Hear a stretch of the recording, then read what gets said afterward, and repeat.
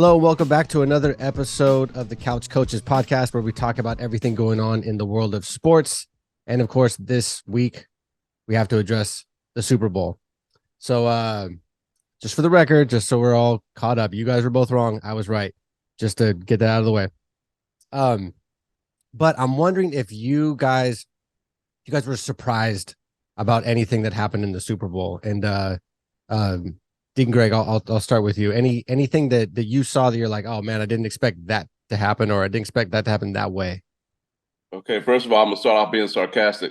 I was surprised how fast Mahomes healed from that ankle sprain. Okay, That that was a big surprise. No, actually, that was a great game. That was a great game. I of course I did pick Philadelphia to win that game, and I even went so far as to say they could do it by double digits. I have to give Andy Reid or whoever, Bienemy, whoever is calling that offense, I have to give them a ton of credit, because I think they just basically out schemed the Philadelphia defense, especially in the second half. They controlled the tempo, and then the plays that they were running just had those guys didn't know which way they were going. So I'm gonna give a ton of credit to Andy Reid and the coaching staff, and of course Mahomes and the way he played. But yeah, I didn't think that they would get out coached like that, and that defense would get out coached like that. But that was the biggest surprise I saw. Brother Bill. I was surprised that I let myself get talked into changing my initial pick. I should have known better just to go with my gut. My dad told me a long time ago, you're feeling something, just go with your gut and just be okay with it. But I yielded. All jokes aside, I was surprised that Philly couldn't run the ball more, because that was supposed to be one of their strengths, is their ability to run. I mean, if you throw out the yardage that Jalen Hurts got as a quarterback, I mean, he's part of their running game by design. You took that away, they really couldn't run the ball on Kansas City's base defense. And that surprised me. And that allowed Kansas City to control the game in the second half. The other thing that I didn't expect, and I should have, there was so much talk about the offenses and the defenses, and where does special teams show up on that big punt return in the second half? That to me was a turning point in the game. So I think those are two things that surprised me. Yeah, so I guess I didn't hear this before, but I guess before the game, like 15 minutes, 20 minutes before the game, Sean Payton's kind of breaking down the two teams, and he basically said the Eagles' special team sucks, and then it came out in the absolute worst possible time for it to be sucky. A couple things that surprised me. One, the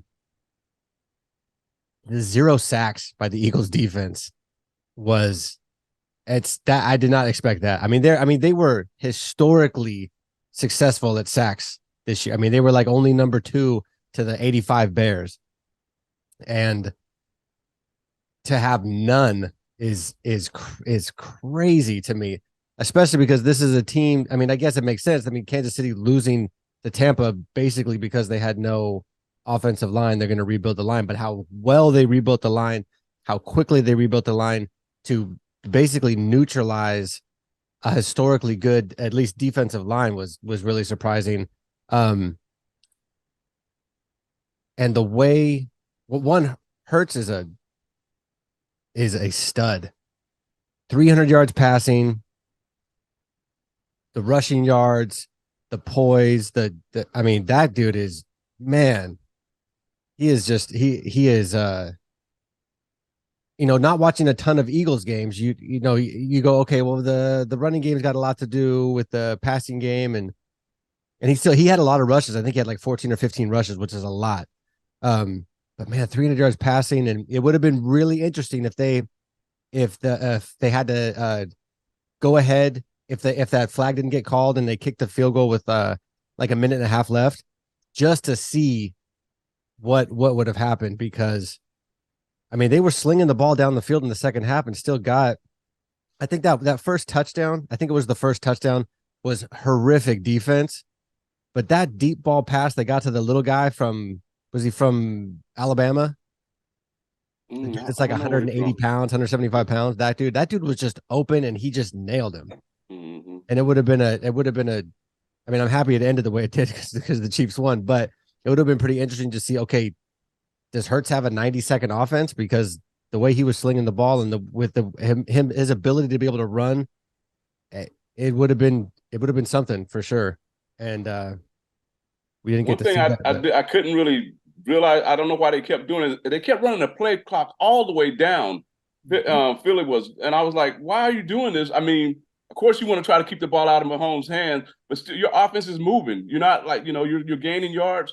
And what happens is in the end, matter of fact, it cost them a timeout one time and a delay game one time and stuff like that. And then the advantage you have on offense is that the defense don't know the snap count. But if you run it all the way down to to one, you lose your advantage. You got to go. So I don't know why they just kept doing that. And then, like I said, I think they started to bite them in the end. I was like, why can't they get the plays in faster? Is the plays they're not getting it in there fast enough, or he's not, getting them up there and getting them going fast enough? I don't know, but that was killing me how long they were holding that shot, the play on the line. yeah, if that was a strategy, it like Eagles are so aggressive. And if they were, I mean, that's kind of like when you're doing that, if that was intentional and it wasn't just like bad communication or having a hard time picking up the play, that's playing not to lose, which is like the opposite of how the Eagles play. I mean, the Eagles are like go for it on fourth down and air the Yeah. ball out, and to switch to that is yeah, it was a little surprising. Brother Bill. Or did the pressure of the moment just finally get to them? What do we say? What would you say last week, Deacon Greg, about pressure? Bust an iron pipe. There's. But who? I mean, Jalen was performing, so that's why I can't figure it out. It wasn't like he was like panicking under pressure. So was it coming from the sideline, or why?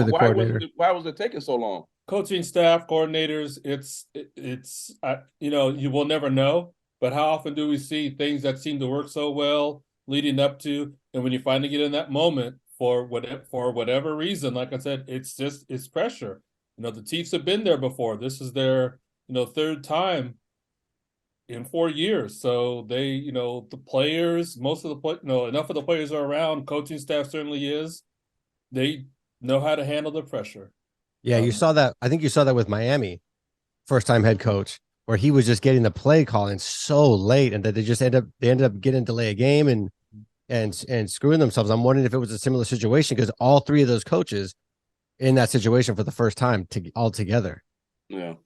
I will say one big surprise, and this leads directly, perfectly into our next subject, is the Eagles defense. The historically good Eagles defense got worked in the entire second half. Mm-hmm. And then the coach that worked the defense is without a job, and the coach whose defense got worked is now the head coach and not that I would want anybody that I like to have this position, but now he's the head coach of the Cardinals. And it feels very similar to when the Eagles defense absolutely murdered the Patriots, or the Eagles offense absolutely murdered the Patriots defense in the Super Bowl. And then the Lions pick up, what's his name? And he's a horrific coach.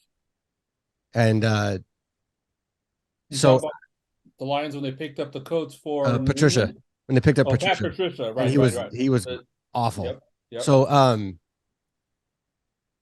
just as a discussion piece, because I can't think, unless there's something in the background that nobody's willing to say out loud about Bienemy, I cannot think of why in the world this dude is having such a hard time getting a head coaching job, because I thought for sure he was going to go to the Cardinals because they got little Kyler running around that they have to figure that out. And they picked a defensive coordinator that got hammered in the biggest game. Brother Bill, just thoughts on the whole like Bienemy situation. Yeah. Yeah, I'm disappointed that by now, if you look at the talent pool, yeah, I'm disappointed that he doesn't have a coaching job just relative to his peers and the other coaches who have gotten jobs. So if it's not perception of lack of ability. It seems like he's not talked about to the degree that other offensive coordinators have been since he's been an offensive coordinator. So it's just for years. I mean, from the time Andy Reid became the coach, once they got Mahomes, the talk was, when you talk about offense, you're talking more so about Andy Reid than Eric Bienemy. Bienemy was just a mention, but it was all about Andy Reid and talk about offense.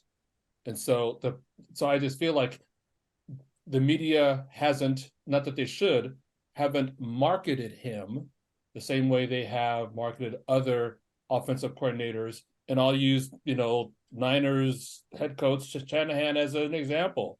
Touted as being a genius when it comes to play calling, but he's a head coach. But you can make an argument: have the Niners offensively been as successful as the Chiefs have been offensively? No, it's a rhetorical question. Yeah.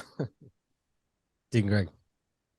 Well, I've been listening to some discussions today about that, and they were saying that, and they're saying that he's being overshadowed by Andy Reid. Mm-hmm. Andy Reid has been an offensive coordinator. He's been a play caller, and he's a play caller. So they don't really know who's really calling the plays there. And they were saying that it's kind of Andy Reid's fault because he won't just come out and say, well, he's calling the plays or whatever. He kind of says, like, I'm calling the plays. So he's being overshadowed in that way because he can't really get the credit because we don't know who's really calling the plays there. And then I've heard that he's had over 10 interviews already for head coaches, and they're saying he's not interviewing well. Is there's something going on in the interview process, and the owners are talking. One might talk to another one or something, and so some things about the interview process. But I think the biggest hurdle that he has is that he's under Andy Reid, and some guys were saying today that he probably needs to break away and be a coordinator on his own somewhere, and so he can actually get credit for actually we'll know what he really can do. Because right now we really don't. So that's the take that I've been hearing all day on that. Yeah, I was thinking, because Doug Peterson left Andy Reid and went and won a Super Bowl, but then he got let go like a year and a half later. Like, it was kind of a weird situation. So I thought, okay, maybe people are a little concerned about pulling the guy out from under Andy Reid. Like, maybe it's more Andy than these guys. And we've seen the Belichick guys all suck. Everybody sucks under Bill, and they've been trying for 20 years. And everybody's terrible. So I thought, okay, with Peterson going to Florida and doing well there, I thought, okay, they're going to go, oh, okay, Andy's guys under Andy, even if it's offense, can still do well. And then I'm watching these guys get these jobs, and I think about like the Rams, like when McVay came in, man, if you sniffed his underwear, you got a job. Like the Bengals head coach was his offensive coordinator, or quarterbacks coach or something. The Minnesota's new head coach this year was, the Rams guys were just going everywhere. San Diego's terrible defensive coordinator head coach was under him. And even though it's defense, it's like, you would just think somebody would go, I don't care how bad the interview is. You would think you would just go, we got to try it. Like, it's like 5 AFC championship games in a row. Worked the best, the historically good defense. You would just think that somebody would just go, man, I don't care how bad his interview was. Let's just try. What's the worst? Like the Cardinals. What's the worst that happens? We're a dumpster fire as far as personnel with Kyler Murray. Let's just see what happens. Let's say we get a defensive coordinator to work with a $45 million a year quarterback. It doesn't make any sense to me. But I'm hoping the Commanders get a quarterback, and I hope that he goes to Washington, because Ron Rivera running the defense and him running the offense, that would be a very serious, at least coaching wise, that is a very tough team to take out. And then hopefully they can beat the Cowboys and all that. So I heard that he's getting an interview there tomorrow. Okay. Yeah. And I would love to see him go there, just because Rivera is a good defensive coach.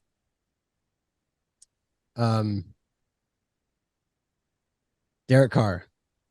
He officially got released. Raiders got absolutely nothing for him, except they may get some sort of a they got happy fans, but they may get, I think they get like a compensatory pick or something like that if he gets picked up. I was wondering why they would release him.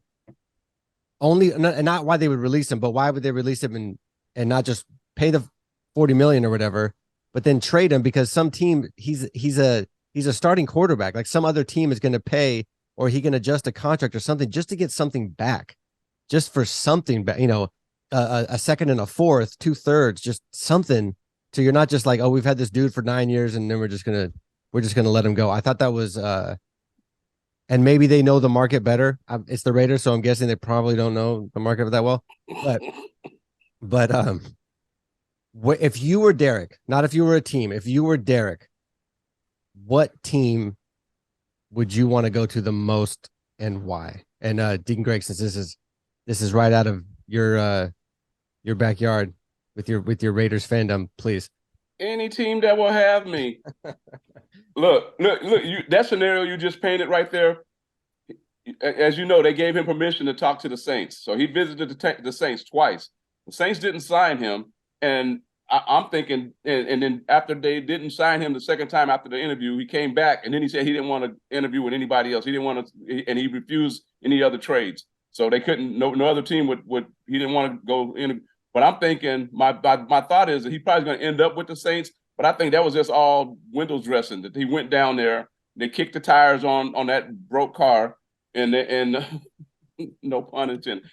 Pun intended. You should have. Anyway, they checked him out, and they're probably going to give him a shot. But there's not a whole lot of takers. There's not a whole lot of takers for him. So he probably going to end up. And there was no way I wouldn't pay him sign him for 40 million, and then let's try to trade him. We got him here. We're already trying to trade him, and nobody wants him. So no, it's time to let him go. Yeah. So and your stand is like, any team that will sign me, he should take it because you don't think many teams are going to want to go for him. He's not. You watch. He's not that guy. He's not. I mean, he's not he's a good backup, but he thinks he's a starter, and people. He's been a starter for 9 years, but he'll be a great backup for somebody, But yeah, I'd like to see him start and do something. Go with a team and do something. I wish him luck and good. I'm not a Carr hater, but I've watched him ever since he's been with the Raiders, and I just don't see any. I think he's already reached his upside, and that's it. So, are you going to be mad if he goes someplace and kicks butt? It's not going to happen. You're not even worried about it. That's not going to happen. No. So yeah, you know what? I would. It would be hilarious. I'd be happy for him. I'd be laughing because it would be like a miracle. I'm like, well, what the heck? That's how I would be. Really, I'd actually like to see that because that would be pretty hilarious. I wouldn't be mad at it, but I just never would in a million years think that could happen. All right, Brother Bill, if you were Derek Carr, where would you go? When the man who said Philly would win by 2 touchdowns said it would he can't see Carr being successful. I think the best division for him to go to is the NFC South because all 4 of those teams were lukewarm most of the time. Tampa Bay got in with a below 500 record. And I would say the Carolina Panthers of those 4 teams, because they have, of the 4 teams, they have the best running game. He needs to be in a system that's quarterback friendly where he doesn't have to win the game. And Carolina's defense, while their defense isn't as good as the Saints, they're better than Atlanta's. And I just don't know with Tampa Bay. So yeah. I think Carolina Panthers would be one of the better fits for him because they're in the right division. And yeah, that was the team I was thinking would be the best spot for him. More so, I mean, granted, I think they have a solid team. It's in a terrible division, and I think having Frank Reich as a head coach would be good for him. It's a guy that's worked with subpar, I guess would be a nice way to put it, subpar quarterbacks and had them been relatively successful. I think that'd be the best fit, and it's warm. They're talking about the Jets are talking about Rodgers is number 1 for them and Carr's 2. Carr sucks in the cold. Why would you want him in New York? So that completely eliminates him for that. Like maybe a dome team, Indianapolis, I guess, got a little more appealing with him getting the offensive coordinator for the Eagles, but that dude can't play in the cold. So he's either got to be in the South outside, or he's got to be the Saints, which would be rough because they don't seem to be really making anybody work with their on offense. I mean, they got Jameis. Jameis, yeah, throws 7 million interceptions, but he also throws 7 million touchdowns, and they don't seem to be doing anything with him. So I don't know if he's not, they're not making Jameis, not putting Jameis out there. The Carr, to me, is he that much better than Jameis? Probably not. Jameis stays hurt though all the time. Yeah. One thing about Carr, he stays relatively healthy. You know, he'll get on the field for you. But like you guys are naming teams that, you know, I'm like, he could play for those teams, but although I'm talking about going to win something, so you could put him on your team. But or you just want a team to just go and play and, you know, maybe make the playoffs, maybe, or whatever? Yeah. But if I'm a team that's really looking to build to go somewhere, that ain't my quarterback.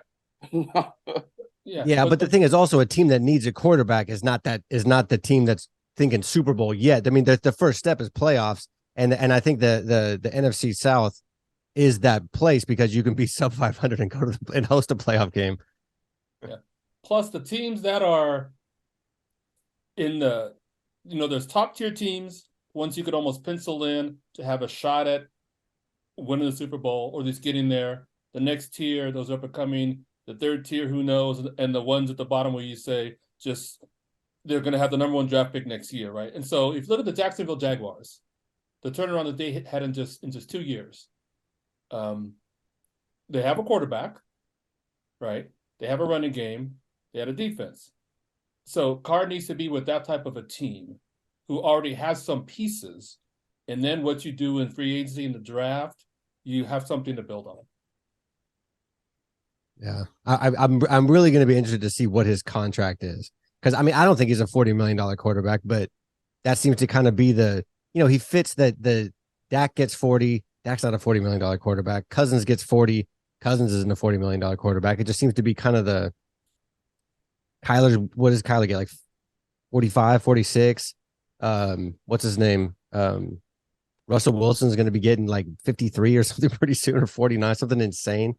But Russell Wilson won a Super Bowl, and Dak and those guys, they were like with their franchises. When you're a free agent, you're coming in and you've been subpar. So I don't know what that value is going to be for him. But that's like Kirk Cousins. I mean, Kirk Cousins had the kind of that similar situation. Like he was mediocre, so they didn't want to pay him, so they just franchise tagged him. And then he went and got this big fat paycheck from the Vikings, and they've done very little because they have a mediocre quarterback. All right, so shifting into basketball, obviously a ton of moves last week. Completely shifted the landscape of the West, at least in my opinion. I don't know what rankings you guys had. So who comes out of the West with all these changes? Brother Bill, I'm gonna start with you. That's the right question. I look at defensive teams first. Having Kawhi Leonard back, I think, gives the LA Clippers the inside track, because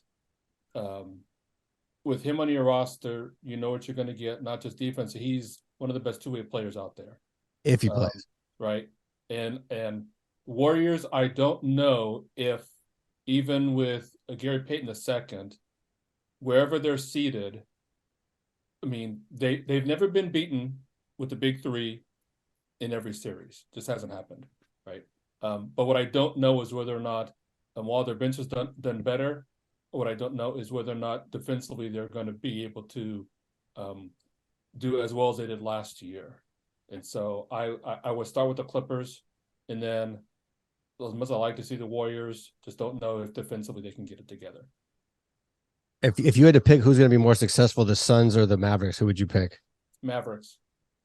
How come? Suns, as long as they got Chris Paul on their team, don't worry about it. They're good for filling seats and they're good for all the conversation. But every year when he was with Houston, what happened? Once he got to Phoenix, for somehow he always stubs his toe and then he gets hurt and then he's missing key games in the playoffs. All right, Deacon Greg. If you say the Lakers, I'm going to throw up. I'm not going to say the Lakers. How about that? Okay. I'm going to say the Denver Nuggets. Don't sleep on Denver. It's gonna, you know what? Okay, Bill. See, you've been sleeping on Denver. You don't know what's happening over there. See the look on your face. They got this young kid that comes out of San Jose, out of Midi High School, named Aaron Gordon. Yeah. He should have won a slam dunk contest a couple years back.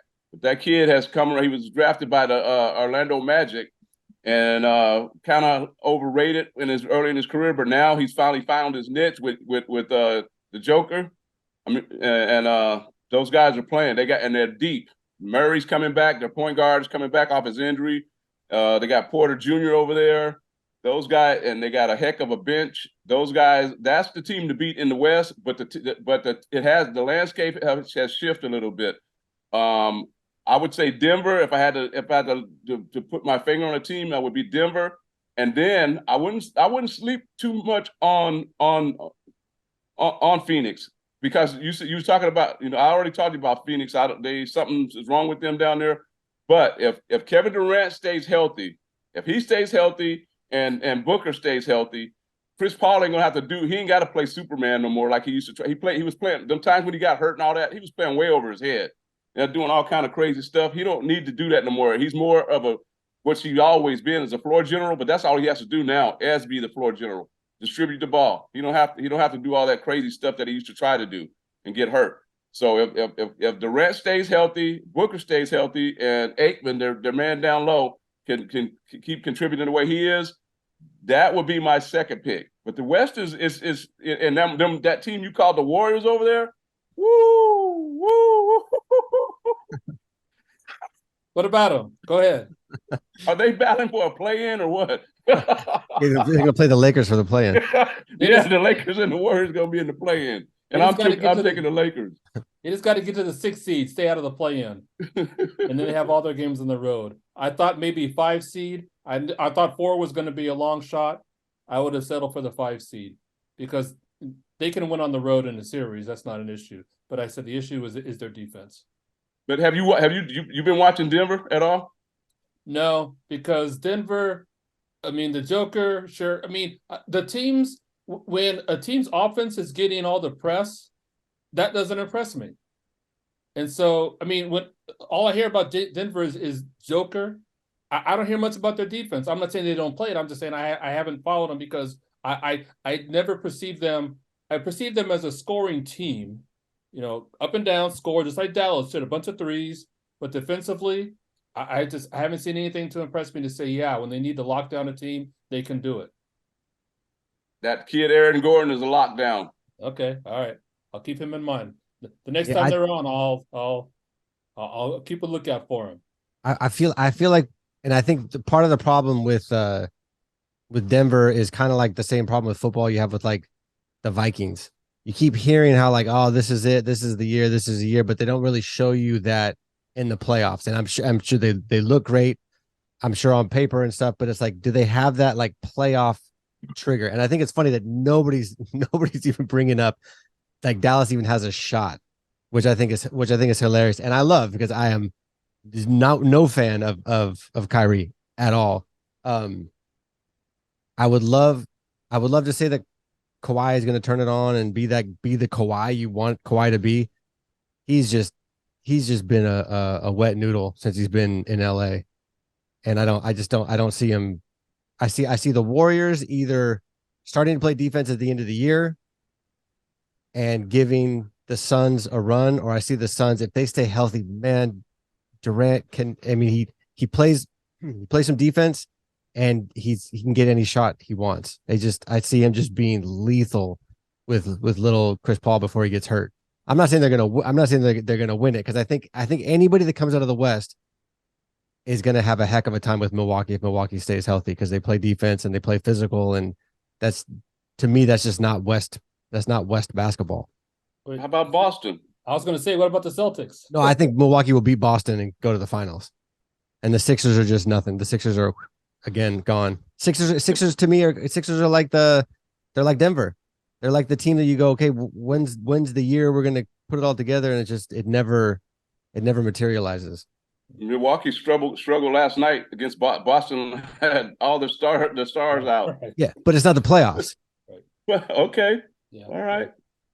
I mean, once you get into that, and you're, I mean, it'll be Boston or Milwaukee, 100%.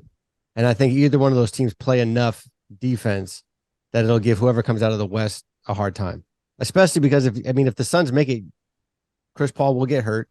Durant will maybe get injured. I mean, there's a lot of like up in the airs with those two, with just age and fragility and stuff. But man, that's probably the biggest. I mean, it was such a big trade deadline that we stopped talking about football during Super Bowl week. When was the last time that happened for basketball? It seems like each team was trying to one up the other. As soon as one team make a move, another team makes a move. Like, right. What? That was crazy. And LeBron's just sitting there looking over at AD. AD just not caring about LeBron's having a good time. AD, Hey, what? Oh man. Yeah. my Lakers did all right though. You guys, No. I'm just saying AD and his response to that whole night where he's just like, "Oh, I'm mad we're losing." It's like, hey, what? Yeah, are you talking about? Well, the Lakers aren't going to make the playoffs, number one. I mean, I said that a couple of weeks ago. They just aren't. Well, they made some trade pieces though. So I mean, they're a better team than they were a few weeks ago for sure after the trade deadline. They just need to gel a little bit right now. LeBron's been out with a foot injury, so he hasn't played with the new guys yet. But I told you the Lakers better be looking. I mean, your Warriors better be looking over there in that peripheral vision over there, because that team down south is that noise you hear. Championship teams look up. They don't look down. They look up where they got to go. They don't look down at the guys who are chasing them, because those don't matter. Yeah, and I'm hoping Draymond's starting to run his mouth in the press about the lack of defense. I'm hoping he can get that fire going without having to punch anybody in the face in practice. So what happened with Peyton the third? Did he pass his physical? What happened to that trade? I don't know what happened. It's like he didn't, but they still went through with it. Like he's out. He's basically out to the playoffs. Right. Yeah, the trade went through, and I'm surprised none of us even mentioned Memphis Grizzlies. Nah, those guys, it's just they got too much drama going on all the time. There's just something's always happening with that team. They seem like they want to talk a lot more than they want to play.